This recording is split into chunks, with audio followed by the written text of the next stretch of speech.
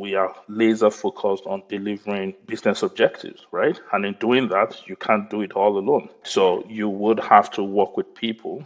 And most times, because a project manager may not be an expert in that area where you're actually working or in the domain, so you still rely on the expertise of your team members to get things done. So, how do you do this if you are not treating people like humans, if you are not showing respect? Building a product is complex, and let's be honest, we are not experts in it.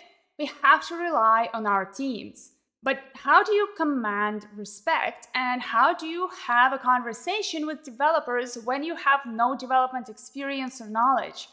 Sure, you can use the authority of your role, but is it a smart strategy long term? Today I'm talking with Banky to find out how he works with his teams to achieve incredible results. Banky used to be a project manager who transitioned to a Scrum Master role a few years ago.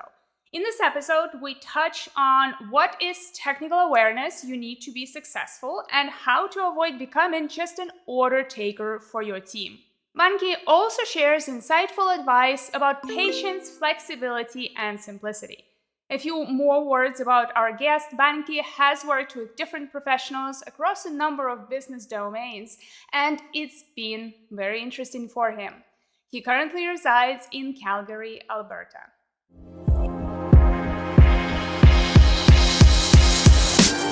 Hey everyone, it's Daria here. Welcome to the Agile Audit, a podcast where we sit down with your fellow colleagues to talk about the real-life Agile and Scrum, the good, the bad, and the ugly.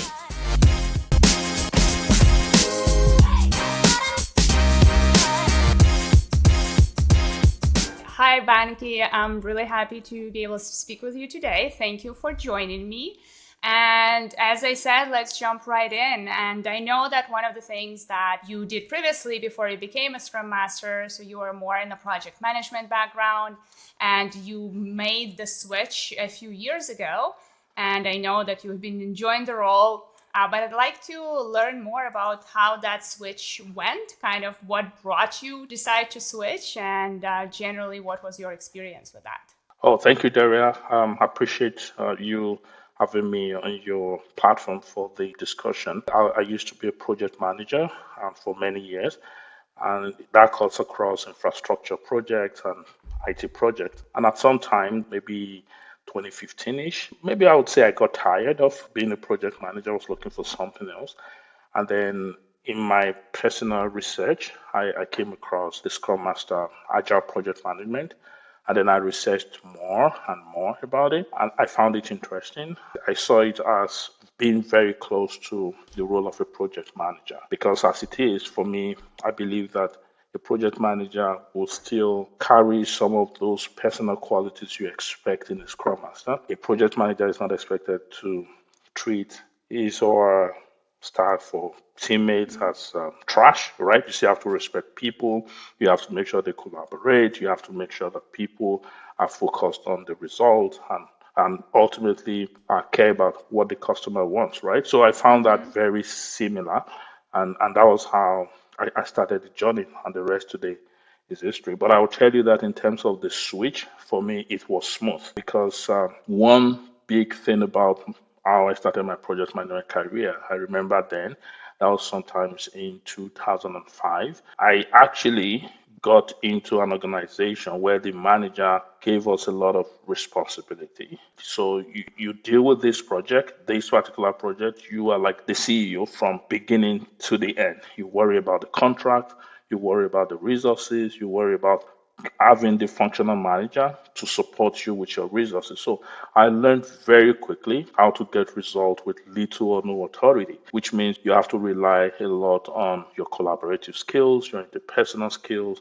You have to rely a lot, reaching out to people and be out there. So people will then, like in this case, functional managers and even the team members, they work for you not because you have any authority over them, but because you have just built a relationship that they find very difficult not to support what you're doing. So that has been my experience. So switching into Scrum Master role where majorly you play a support role and and where you guide people, you don't necessarily have the authority to tell people what to do or what not. You are only expected to sell or suggest ideas and let them see the benefit.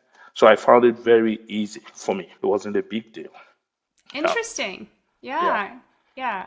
That's an interesting take, I think, on the role, right? Because a lot of the times when we see the role of a project manager, I feel like we focus on the manager side of things, right? And then even the project managers are kind of taking more of that even micromanaging stance sometimes rather than focusing on that people side. yeah. That happens because, of course, for me, I believe that project manager is a nomenclature. You could have been called a project lead. You can be called a project leader. You can be called anything, right? The important thing is we are laser focused on delivering business objectives, right? And in doing that, you can't do it all alone. Yeah. So you would have to work with people. And most times, because a project manager may not be an expert in that area where you're actually working or in the domain, so you still rely on the expertise of your team members to get things done. So, how do you do this if you are not treating people like humans, if you are not showing respect, right? Fine, we will set clear expectations as to what we need to deliver. The how is with the team members, and regular check-ins, reaching out to people, show that you truly care about people goes a long way to making people go the extra mile for you. Because Mm-hmm. then one thing that I learned again is people, your team members, functional managers, support teams, they want to make sure that you do not fail as a project manager before they even start thinking about the business. It's funny, right? We are all working for the business, but people Yeah. think about, oh, I would rather work extra hours than to see Banky fail on this project. Once you get to that point as a project manager or as a Scrum Master or as anyone who is leading anything, then you are there already. And Mm-hmm. these are simple things that you have to do to take you to that point. They are not the big stuff. Yeah, creating those interpersonal relationships is really what I can totally see that how that helped me as well in the role of a Scrum Master to building those relationships and kind of getting people on your side to help promote Scrum in the organization. Well, obviously, since I was more focused always on the Scrum Master role, but just being able to whether you creating relationships obviously with your team members who are on the same hierarchical level as you, right? Or you're trying to build more relationships with maybe management, right? And executives to get them also on your side and to help you, build more successful teams. Yeah. Well, it's a good experience, I think. Yeah, that sometimes this transition may be hard. But I know that you brought some questions to me. I think though those are some of the questions that, as we discussed, most likely are on the minds of a lot of people who are, whether they're still new to the role or already have been working. So I think let's jump into those. I think that those will be very helpful for the listeners. Okay, thank you, Daria. There's been a lot of talk about should a Scrum Master should have technical background or should you be like technically sound? Should you be an experienced developer or can you just jump into the role having taken the course, having spoken with people, learned a few things? Can you actually do this working with developers when you don't really know about what development is in terms of what developers do, the coding stuff and all of that? And that takes me to the real question. These days, you find Scrum Master job placement, like job roles at vacancies. Now, you would see the Scrum Master has to be experienced in SAP or Salesforce or Microsoft 365 Dynamics. So they probably write things like maybe you would have worked in that space before or you have experience working in that space. For me, I've thought about this a number of times and I thought, okay, we could bring it here. Let's discuss it. People would definitely benefit from your point of view at what you would like to share. And some other persons can also share their thoughts maybe in the comment section or whatever it is. Now, can we say that Scrum Master role is industry, application, or system agnostic? I think it is. Well, but I'm kind of looking at my experience working with teams, and I worked with teams in many different industries, some technical, super technical, some not technical at all. And even though maybe I'm not an expert in what they do or the product they're building, I didn't feel that it prevented me from actually supporting the team. But there's a but, right? So I feel like there is a little caveat that you need to be able to pick up on what the developers or team members are actually talking about in such a way that you're able to ask good questions to them, right? So you don't have to be an expert, but I feel like you need to quickly be able to pick up on the language people are using and trying to like be able to connect the dots between what they're working on. Because even when you are, say, coaching the team during the meeting and you want to ask some questions, for example, during the sprint planning, you need to be able to use the language they used, right, in your question. And when you're asking, be specific enough so that you can direct them in the right direction when you want them to maybe make a decision, or say you think that something needs to be split into smaller pieces of work. Or you need to be able to understand that, okay, it seems to be way too complex. Maybe we need to split it, but you can only understand it if you were able to pick up on what they were talking about. Yeah, makes sense. And I believe that comes with time. Yeah. Once a Scrum Master gets into that role, it comes with time. It comes with you being conscious and aware that this is something you need to invest time on and show sufficient interest. And for me, my experience, what has helped in the past is to reach out to developers. What I found out is developers really love it when you want to know about what they do. Like you Yeah. show interest, they are always willing to support, they're always willing to explain things to you in a very, high level yet sufficient, but they would save you from all the technical jargons that could confuse you as a Scrum Master. So yeah, I agree with you. Making sure that you show that interest, you're talking to them, you are asking, you're understanding the handoff, the hands off and all of that would help to identify areas where you can help them improve, right? Where you believe that this part or this area that there's a chance for there's an opportunity for improvement in that area. I think the whole thing about it is to can we wrap it up to say, because what I got from what you're saying is technical awareness. We don't necessarily need to be technically sound about it. You don't need to know how to code. After all, if I know how to code, then the whole essence of developers going to school to study and do all this, so what's the difference if I can actually do what they can do by just reading up, right? So technical awareness is what is key from what I got from what you said. You have to be technically aware. You may not be technically sound or you might not be a technical expert, but you have to be aware. You need to know the languages, you need to know the hands off, you need to know, things as they in terms of steps of how these things can be done. Thank you Yeah. for that. Thank you for clarifying that. Well, because you're coming from project management, you're not extremely technical yourself. Or Yeah. do you have developer background? Not at all. But for me, I do a lot of, Google reading. I do a lot of talking to developers. I have a couple of developers friends. But it's deliberate, right? I deliberately chose the developer friends just so we can continue to have conversations around, oh, what do you mean when you say this? How best can we do this? How best can developers and testers collaborate more in the process of development? What do you think? So I'm always having that conversation. So even if we meet off work and we Yeah. sit down to chat for like 1 hour, I must bring in something that has to do with that for 10 minutes out of the 1 hour. So, and they're always happy to talk about it, right? So Yeah. that's it for me. And I Yeah. think that is enough to be able to relate with developers and to help where necessary. Yeah, definitely. What do you think about, I guess, a lot of the times I feel people are afraid to ask questions because they feel that I don't know, they show that they know anything, or they kind of show their weakness. And I feel like because of that, they're actually not learning. How do you think people can overcome that fear to ask questions? Just ask. Right? Because the thing is, you don't know until you make that attempt to ask. You don't know if a developer is going to see you that way. You're the one thinking about it. Let's come down to everyone's level. I believe that breaking down communication barrier is the very key thing.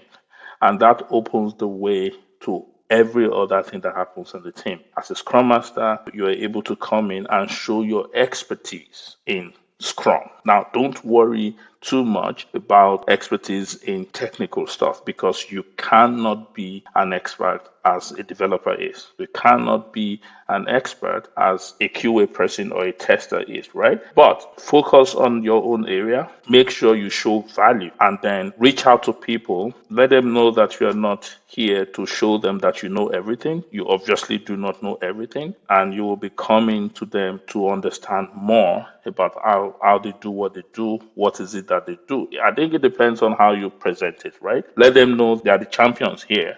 We are only a cheerleader. We are only playing a support role. So in order to play that support role better, you're going to need to understand a few things about what they do so that at any instance, you, even when they are not seeing it because they are busy, you can help them, start looking at certain things. You can think critically for them, anything to make their work easier. That's what you're doing, right? So if you come from that perspective, I don't see developers or your team members pushing you away or treating you with disrespect because they know that as a Scrum Master, you know what you're doing. And again, you have the willingness, you are really willing to help the team. And in trying to help the team better, you want to understand what they are doing, right? And it's not likely that all the developers would even say no or will act funny. You probably have one or two that will be willing to share with you, right? Yeah. So I think I will encourage Scrum Masters to be very open to asking those questions and do not be afraid to ask the question. It's not a bad thing if you don't know it, and it's a bad thing if you don't know and you don't ask. Yeah. That is what has worked for Um, me and is still working. And again, just to say, people should deliberately, have that circle of professional as friends. If you're looking to understand testing, make sure you have QAs as professional friends that you can ask them questions, whether in your organization or outside of your organization. Developer, you can do the same thing. If you're looking for like a UI UX person, there are, thank God for LinkedIn and all these other channels. There are many people that are always willing to share their knowledge for free, absolutely free. Having that conversation will always give you little ideas about everything. You just have to be aware, technically aware to that point where you can help your team. yeah, I really like that term, technically aware. I think that's a good term. It kind of Yeah, summarizes, right, what you need in terms of knowledge. yeah. I think I have one other question I would like to bring here.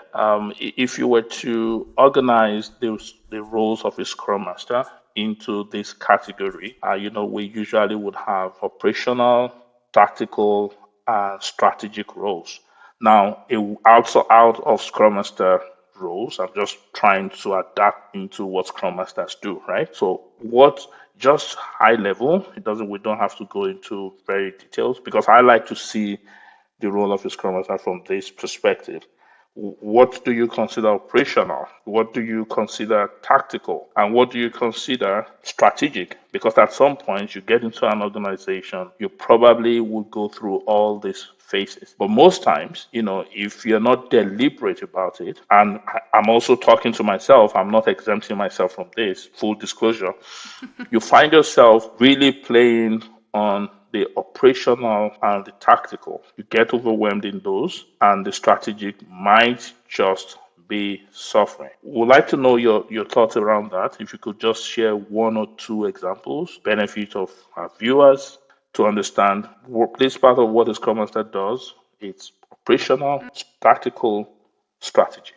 I think I'm gonna look into strategic first because, as you say, we're often kind of get a big bogged down on the operational and tactical Yeah. level, and then forget about strategic. And for me, strategic comes back to the principles and values of Scrum, and agility in general. So all things related to continuous improvement, related to empiricism, right? Kind of building the environment and culture in the organization, and not only in the team. So kind of going outside of the team. I feel like this is more on that strategical level, because it takes long time. You're not going to see results for a long time. The results are very intangible. When it comes to these things, it is actually something that can enable the team and the organization to be successful long term with it. That's why I kind of look at it as more of that strategic mindset where you're focusing on items. In terms of operational, I think those are some of the often misunderstood stances of a Scrum Master. I feel like that kind of falls often into the operational role, but sometimes it is necessary for the team to support them. And I'm talking about things like helping with organization, documentation, things, helping maybe set things up, maybe do a little bit of admin on like Jira or something like that, kind of just helping with some backlog cleanup, things like that are necessary. You do want to minimize them in a way as much as possible, because I feel like a lot of the operational tasks should be taken by the team eventually. So it is more they're getting distributed. So you might need to do them maybe at first a bit, but they kind of will be going away in the long term. Well, tactical will be depending on what the team, I feel like, is struggling with right now. So you will need to apply certain techniques or practices depending on what is going on in the team, whether it is related to estimating techniques or it's related to other practices they're implementing, or maybe using some specific tools to resolve a problem. Maybe you need to run, say, a product definition workshop, or you need to have a workshop on the definition of done. And so things like that, they are essential. They kind of are already stepping into the strategic sometimes, but they are more focused on what the team needs in this current moment. I feel like that would be kind of the separation that I would do between the different tasks. Fantastic. I like that explanation, especially in the area of operational, where you talked about eventually, right? They will, it's some way, the expectation is that the team members are able to take it up. It's just to put it out there for the benefit of our viewers that as a Scrum Master, you get into a team, you are likely going to support operationally for some considerable time, right? Because these things would help again to build that trust. It's also a way to let them know that you are there to support, you are there to help them, you are ready to get your hands dirty. You're not just sitting on a high horse and telling people what to do. You are for the team and to make them succeed. So when they see that commitment from that perspective, team members will feel more at home to work with you as a Scrum Master, right? You're not always referring them. That would just be for a while, because eventually the goal is to help them transition to being self-managed and self-organized, right? But we have to do that part at the beginning.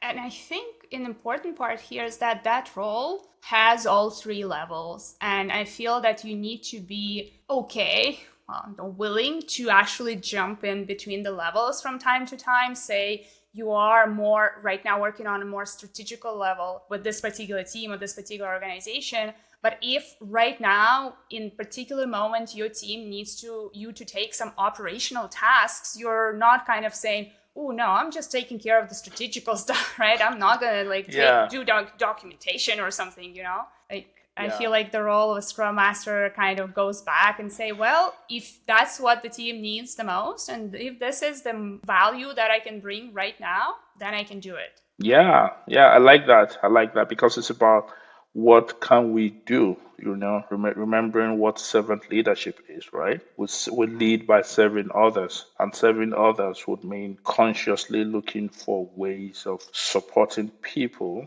to make their life better, right, in the things that they do. Thank you for that explanation. I think it's really helpful. The one thing I would like to talk about is retrospectives. That is the big one I'd like to talk about. And I'm saying retro because, if you go through LinkedIn, agile coaches, enthusiasts, and people that talk a lot about, Scrum. And then when we talk about retro, so people easily and quickly say, oh, don't make it boring, be creative, come up with different themes, come up with different ways of doing it, introduce icebreakers, and all of that. Yeah. Now, the way I see this, in my own opinion, is all of these things bothers around what style, what tool, what technique are you using. Yeah. But everything still zeroes in on what went well, what did not, and how can we improve it. So I've worked with a team before in the past. After working with them for like 6 months, Yeah. now, I'm going to explain this leading up to my question. We've worked for like 6 months together, and when we get into retro, and you say, okay, guys, whether you're adopting the lean coffee, or you're using what went well, or you're using learned, or whatever it is, whether you're using any of those things. Now, a developer actually spoke up and said, but he doesn't understand this. We've worked for 6 months, and if we check the log of all the improvement opportunities, we've actually implemented them. We're getting better. That if by after 6 months or 1 year, we're still talking about this same thing, that means there's a problem. Must we always have things that didn't go well, or must we always have things that we must improve on if things are actually going well by their standard, right? So I want us to focus less on the themes, on the tools, on the ideas, because that's how people project creativity in doing retro, right? So is it about if you use Miro, it's very colorful, or is it about if you use just the Confluence version of Jira to take feedback, or you use because there are so many tools. Is it a function of those tools that would determine how people would welcome the idea of retro, or it's a mindset shift about retro? Let's tap into your experience.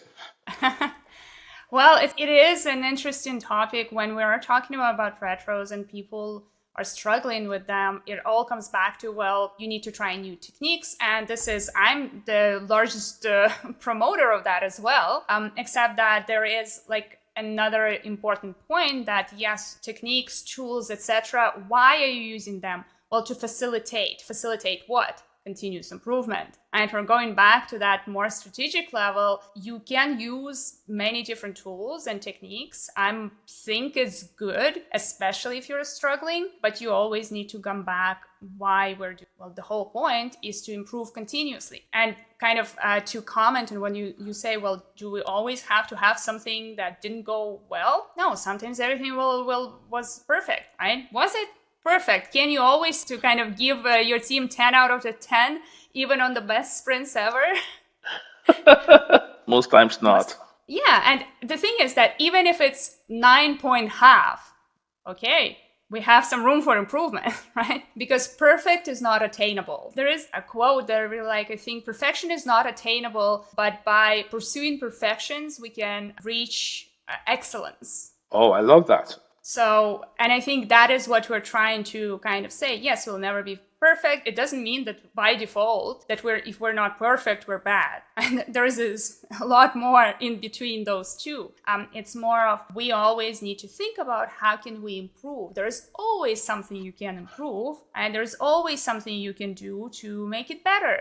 Maybe save an extra 5 minutes of the day for the team members so that they can leave work 5 minutes earlier, right? It can't be anything. And I think that's more of that, as you say. Is it more of a mindset shift? I think it is. It's more of kind of continuously seeking to learn, to improve. What can I do better? And I feel like there is always something that you can do better. And that's what you want to focus on. I think what you want to avoid, because what usually happens is complacency, right? It's easy to say, well, we're good, we're perfect, nothing to change. And then you actually lose the momentum, and you miss the moment where you needed to change, right? Yeah. And now you're going backwards. Yeah, makes a lot of sense. Okay, so let me ask you if it can also help as Scrum Master, because it's both ways. Scrum Masters struggle to think about, oh, I'm going for retro next 2 days time. Now they are overwhelmed already. And I'm telling you this because, like I did mention, I'm someone that I reach out a lot to people that that like on LinkedIn that I don't know, just to have a chat about how does it go where you work, right? What are your challenges? What are you dealing with? Maybe I can learn from you. Maybe you can learn from me, right? 90% of Scrum Masters talk about retro. So that means there is something about it, right? That headache of, oh, it's here again. I don't even know what to say. Some of these guys might not even say anything, right? So facilitated a retro some years back, even recently, that team members didn't identify any area of improvement. So that got me thinking. In the first place, full disclosure, I quickly consoled myself that this is not about me. So don't feel bad. We just have to find a different way of making this work. Then I thought to myself that does it help as a Scrum Master to take note of events during the sprint? Take note of certain things that happen during the sprint and get these things ready. 1, 2, 3 points. Keep it to yourself, right?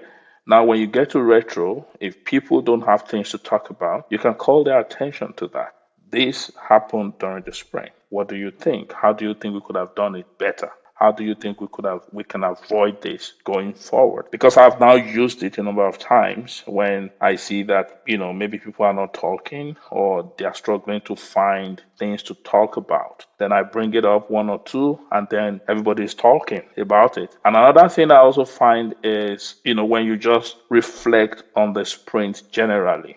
Like we went in with this number of story points. We have some stories that we're not able to complete. We struggled with a few things. What happened? What did we think? What went wrong? How can we do it better? Right? So I find that people talk more in such instances. Oh, maybe we should have gone with that number of story. Oh, we underestimated that story. We actually thought we knew these things. Maybe we should have conducted a tech spike before we moved on, or our tech spike, maybe we should have given it to a tech lead to review, and then we agree before we moved on. We assumed that we got everything all covered, right? So team members will start talking. So what do you think about instances like that? Bring in topics when team members are not able to come up with something. I'm generally myself a bit wary of that because usually on my side, I didn't feel that it worked for me just because it kind of was coming from me. And sometimes if you bring something and the team maybe either is not ready to actually hear that this is a problem and you need to fix it, or doesn't think that it is a problem yet, maybe, then you're kind of losing momentum. Yeah, I think it can be good to have a couple of ideas, but maybe a way to go about it is instead of just specifically kind of giving, hey, here are the 3 topics that I thought about, kind of the way you're saying, well, I know that one of the problems was something related to underestimating. Well, what can I do without telling the team that they underestimated? Well, what I can do, I can bring in some facts and say, okay, so we committed to that number of tickets and work items, but we were only able to complete 50%. And what can we do to, make it better next time? Now you brought attention to the fact that they are underestimating work, right? Or maybe not doing enough refinement. And I think that is kind of the good way to go about it. And this is where I use different techniques. Really, it's when I know maybe what the problems are, but I don't want to bring it myself. I want to direct the team towards them. Yeah, makes sense. I think that's the point I was trying to make. Identifying topics, of course, I don't just take it to them to say these are the issues. Like you rightly mentioned, you're looking for a subtle way of directing them to see what the issues might be. They actually would discover it themselves to say, oh, maybe we're underestimating. Maybe we need to do more. Maybe we need to consult more if we're not sure about a particular story or a particular item of work. So just in summary, for the benefit of our viewers, so I hear you say, different techniques because they have their benefit, right? The big part of it is the mindset shift about retro. Retro must be seen as sprint planning too, right? Because you can't run a successful Scrum practice without sprint planning, without daily Scrum, without sprint review, right? So why do we see retro as dispensable, right? Because you see teams advancing for, oh, can we do this once in a month? Can we do this every 2 sprints? Must we always talk about this? It's becoming too academic. We have to come to the meeting thinking about, oh, what am I going to say? They're going to ask me to write something or say something, right? About the sprint. So mindset shift, it's one thing I got from what you said. The number three thing is for people to understand that we're looking for areas of improvement. We are not necessarily pointing to areas of breakdown. A team can be doing well, but we're saying that there has to be something we can do. If we're refining well, can we refine better? For example, like you did mention, can we make sure that we close 5-10 minutes before the end of the meeting? So people must see that it's beyond work, work, work. It can be anything that would help the team feel better, not stressed, deliver more, and all of that. Thank you for sharing that. Yeah, I think one of the messages that I've been trying to convey, especially recently, is that retrospective kind of became this fun meeting where we have different icebreakers. It's like almost a team building meeting. And people are all looking at it like, well, how many team building meetings do we need? Well, it is not a team building meeting. It's just that unfortunately through those different techniques and practices, we kind of turned it into one. And so what the message I've been trying to convey is I say, hey, retrospective is a serious meeting. It is an important meeting, same as when we're planning for the sprint. So yes, we want to have a bit more fun. It's the end of the sprint, but in the end, it is a serious meeting where we need to sit down and we're planning really for improvements. And so I think like that has got lost somewhere on the way. Yeah, makes sense. I'm going to ask you my last question, if that's okay. So, from the perspective of team improvement or growth, so how do we measure improvement? Now, you have teams or managers or directors that either rightly or wrongly believe that, oh, you've been with this team. The one way I will believe that you are making impact or the team is improving, your velocity should actually be increasing.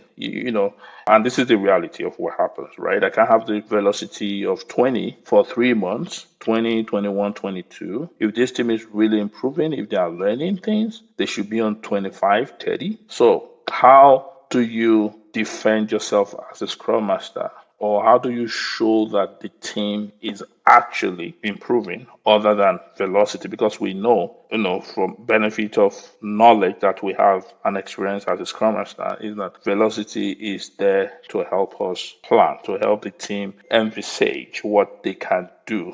Forward planning, it helps with the benefit of looking back. So beyond that, how do you look at a team and say, okay, we're really improving, we're doing well? Remembering that working software is the true measure of a team's delivery, right?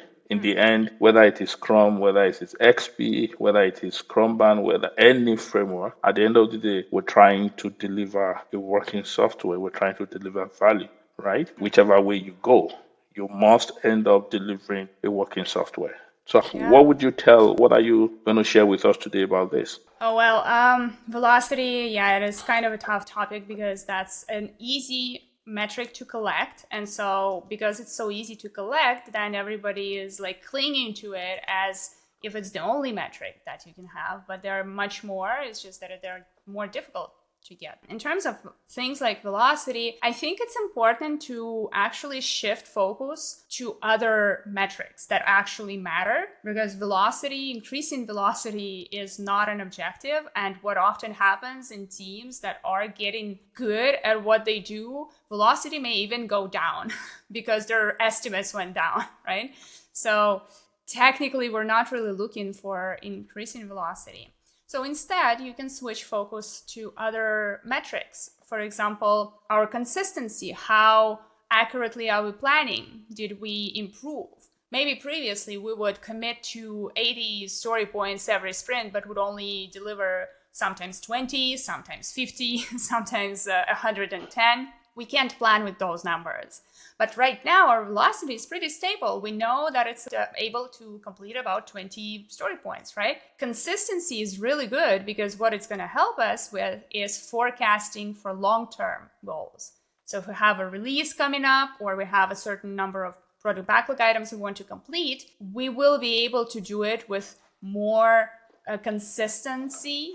Our forecasts will be a bit more accurate and more probable. Never 100%, but they will be much closer to reality if we were able to improve in this way, right? And so I think this is something that we can show. We can show if we're sticking to the numbers of story points. Maybe we can show the fact that the team used to underestimate or overestimate, but now we seem to be much more consistent. We're able to estimate much better. Well, how did that happen?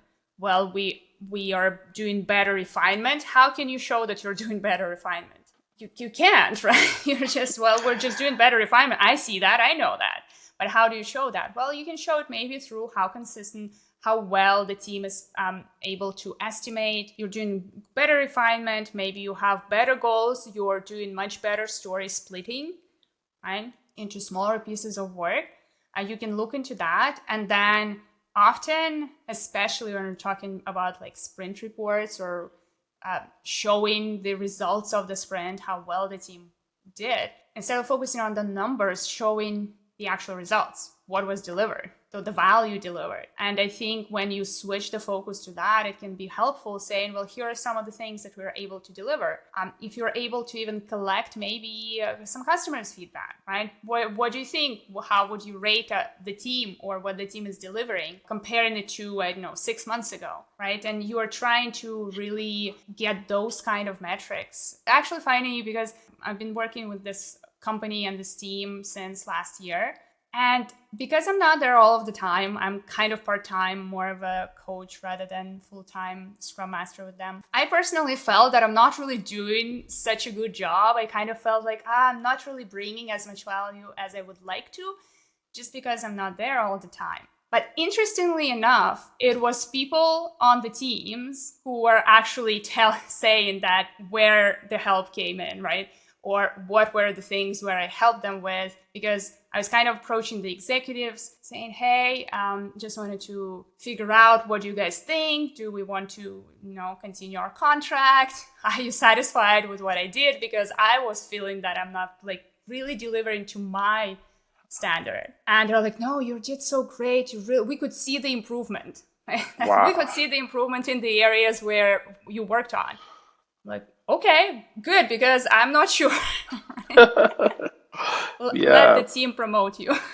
Yeah, you've said it all. Most times, the work that Scrum Masters do, it will reflect in the way our customers or external stakeholders most times see these things, like the managers, the management people.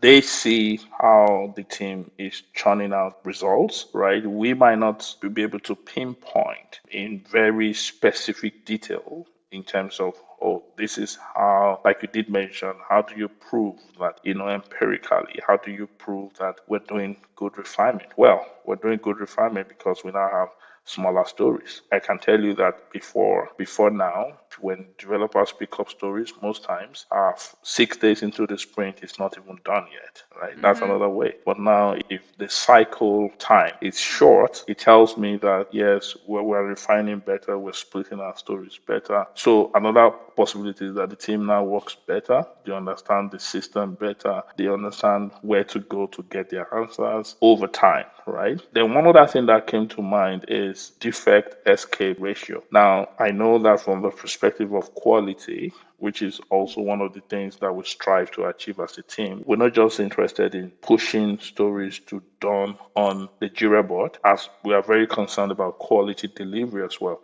And to achieve that, people have also spoken about the benefit of defect escape ratio, where we see how many defects did we have before we released and how many defects did we get back users after the release. If the difference is wide, then it helps us as a team to look back and say, what's going on with our handoff? What's going on with our quality process? How can we build more quality into the process of build? How can the testers and the developers collaborate to work together better to reduce? Because sometimes, in my experience with developers, I've said it a number of times, there are issues you will find in prod that you won't find in staging or test environment. I think in summary, I just want us to be at a point where we understand that the big part of it is customers' feedback, right?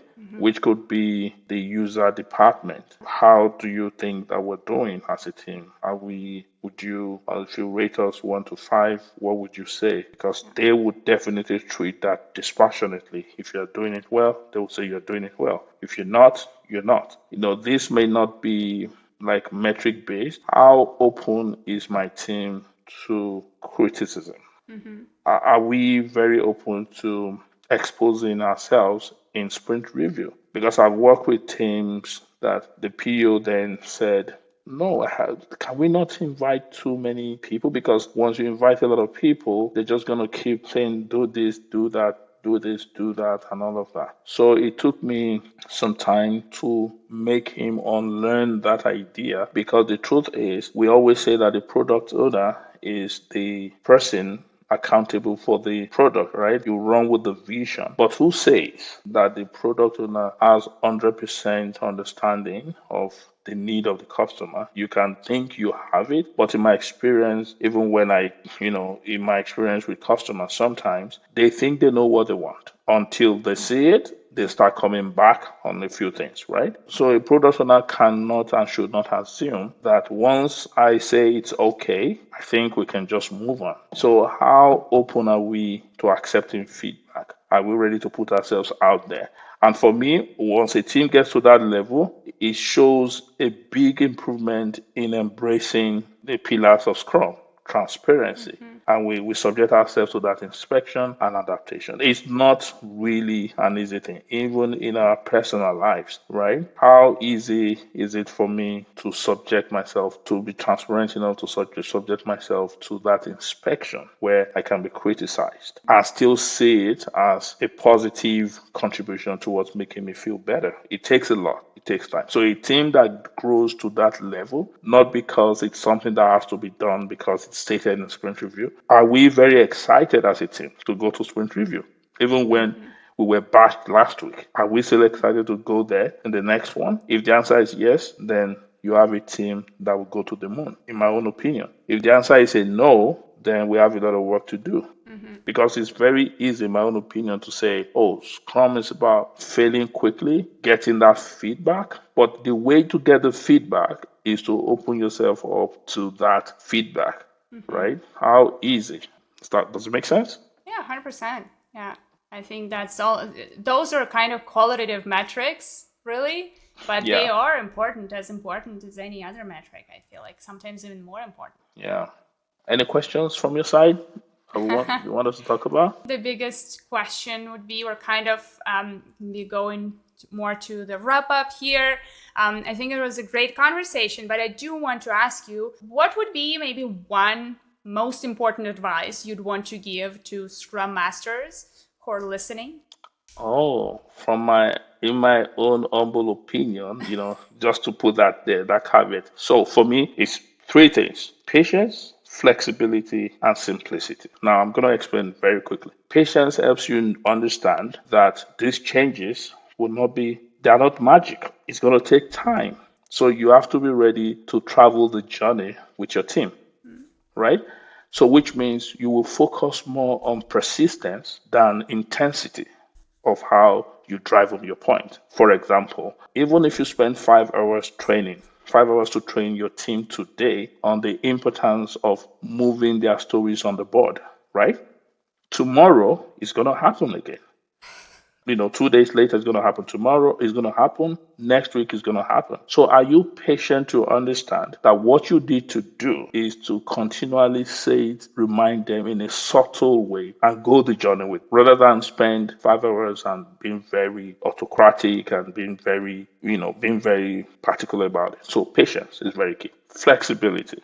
So the Scrum Master, for me, they say, oh, you are the master of Scrum, right? You understand the practices, so you have to teach the theory and practice. You have to make people understand what Scrum is. You understand the processes. So when people breach the process, you are expected to stop them. But hey, the reality is sometimes you need to be flexible to show your team that you are for what works for the team. as much as we are not breaching the minimum requirement. Even if you have new ideas, you want to sell it to them as an experiment. Because from my experience, once you do that, can you consider this? I think this would benefit the team. But feel free to experiment with it. If you don't find it helpful or useful, let's circle back, let's drop it. But 95% of the time, they don't come back to say it doesn't work, right? And if they come back to say, can we do this? Can we not do that? Before a Scrum Master says, no, according to the Scrum Guide, no, according to what Jeff said, or according to what Daria taught me, it cannot happen that way. No, you have to be patient with them, understand what they're saying, and let them run with it. Sometimes it helps when you let them learn from what they do. So you have to be very flexible. Simplicity, for me, is the biggest thing for me. And I'm going to give an example. How do you help teams collaborate? How do you win trust? For example, change management. We have so many body of knowledge about change management and all of that and things like that. And people got certifications, they've done this. But then you will still find people implement change with no element of human feeling, right, in the things they do. So you realize that as much as this body of knowledge, they are very great, bodies of knowledge are very great, they are very helpful. But where is the simplicity for you as the person that's doing it? As simple as knowing your team member's birthday. Simple things. As simple as sending coffee, just buy coffee for your team members. As simple as just work with your team members. A few things about them. Do they have a dog? What's their dog's name? Do they have a cat? Right? What's going on? Little things wins their heart. And then it tells people that you really, truly care. And once you get to that point as a Scrum Master and you continue to improve on that, people begin to see you as a real buddy rather than a colleague. So, and when people respect you for knowledge power, right, it's more important than when they respect you for authority power, that, oh, he's our Scrum Master, we must listen to him. No, the authority that counts the most is knowledge. The power that counts most is knowledge power. And that you care about people. That's the power that counts the most. So be simple in your approach to a few things. You help people to break barriers in communication in very simple ways. Talk to yourselves. Conduct 1v1. For me, I'm a big fan of team members conducting 1v1 among themselves. It's not about the Scrum Masters doing it with the I do mine, do yours, and come back, do a show and tell for us about the person you met. It does wonders. It breaks barrier. And once you break that barrier, people can easily collaborate. People can easily, stand up to each other to say, hey, I don't like what you did. I don't like the way you talk to me. In very simple ways, and teams will improve. So going back to it again, patience, flexibility, and simplicity in your approach is very important for me. And that's what I do. I love that. Great message, I think, to send to everyone who's listening. The three, always kind of not a 3-step, but the 3 most important things for Scrum Masters to always remember.